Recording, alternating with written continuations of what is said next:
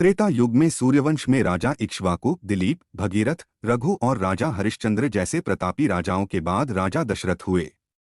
राजा दशरथ बड़े ही पराक्रमी और प्रतापी राजा थे। तीनों लोकों में उनकी कीर्ति विद्यमान थी। देवराज इंद्र उनके मित्र थे तथा उन्होंने देव और असुरों के संग्राम में देवराज इंद्र के साथ मिलकर युद्ध किया था। राजा दशरथ का साम्राज्य दिन दुगनी रात चौगुनी उन्नति पर था, लेकिन उन्हें केवल एक ही चिंता सताई जा रही थी कि उनके बाद उनके वंश का क्या होगा। राजा दशरथ की 3 पत्नियां थीं, जिनमें से सबसे बड़ी रानी कौशल्या थी। उनसे छोटी रानी कैकेयी थी तथा सबसे छोटी रानी सुमित्रा थी। 3 पत्नियां होने के बावजूद राजा दशरथ की कोई पुत्र नहीं था जो उनके कुल को आगे बढ़ा सके। इसलिए उन्हें अपने कुल के अंत का डर सताए रहता था। इसी विषय में उन्होंने अपने कुल ऋषि से इस समस्या का समाधान पूछा। उनके कुल ऋषि ने बताया कि उन्हें पुत्र प्राप्त करने के लिए पुत्रेष्टि यज्ञ संपन्न करना होगा, जिसके फल स्वरूप उन्हें पुत्र की प्राप्ति अवश्य होगी।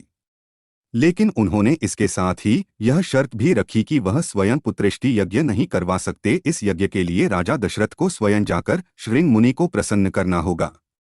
श्रृंग मुनि अथर्ववेद के पूर्ण ज्ञाता है तथा वह पुत्र कामेष्टि यज्ञ के विशेषज्ञ है।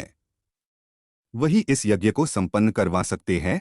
राजा दशरथ पैदल वन में श्रृंग मुनि के पास जाते हैं तथा उनसे आग्रह करते हैं कि संतान सुख के लिए व्याकुल हैं।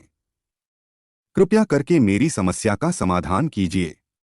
राजा दशरथ की सादगी तथा विनम्र आदर भाव के कारण श्रृंग मुनि प्रसन्न हुए और उन्होंने दशरथ का वचन दिया कि वह उनका पुत्र कामेष्टि यज्ञ करवाएंगे। उसके पश्चात शुभ मुहूर्त देखकर उन्होंने दशरथ का पुत्र कामेष्टि यज्ञ संपन्न करवाया। यज्ञ संपन्न होने के बाद हवन कुंड में से अग्निदेव एक खीर का पात्र लेकर प्रकट हुए और राजा दशरथ से बोले, हे राजन, यह खीर ले जाओ और अपनी तीनों रानियों को बराबर खिला दो, इससे तुम्हें संतान प्राप्ति अवश्य होगी। राजा दशरथ खीर का पात्र ले जाकर रानी कौशल्या तथा रानी कैकेयी को दे देते हैं। रानी कौशल्या तथा रानी कैकेयी अपने अपने पात्र में से एक एक निवाला सबसे छोटी रानी सुमित्रा को खिला देते हैं, जिसके प्रभाव से कुछ समय बाद राजा दशरथ के घर में एक साथ 4 पुत्रों का जन्म होता है। रानी कौशल्या सबसे बड़े पुत्र राम को जन्म देती है। उसके कुछ ही समय बाद है रानी कैकेयी राजा दशरथ के दूसरे पुत्र भरत को जन्म देती हैं। कुछ है घड़ी बीतने के पश्चात रानी सुमित्रा राजा दशरथ के तीसरे पुत्र लक्ष्मण को जन्म देती है तथा कुछ ही क्षण बाद वह दशरथ के चौथे पुत्र शत्रुघ्न को जन्म देती हैं। और इस प्रकार पृथ्वी पर बढ़े हुए पाप अत्याचार को मिटाने के लिए भगवान नारायण स्वयं राजा दशरथ के पहले पुत्र श्री राम के रूप में जन्म लेते हैं।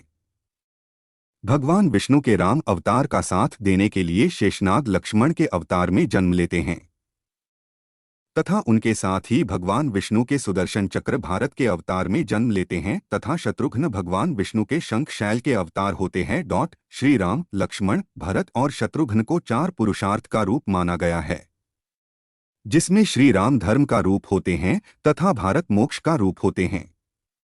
उसके साथ ही लक्ष्मण जी को काम का प्रतीक माना गया है तथा शत्रुघ्न जी को धन का रूप माना गया है।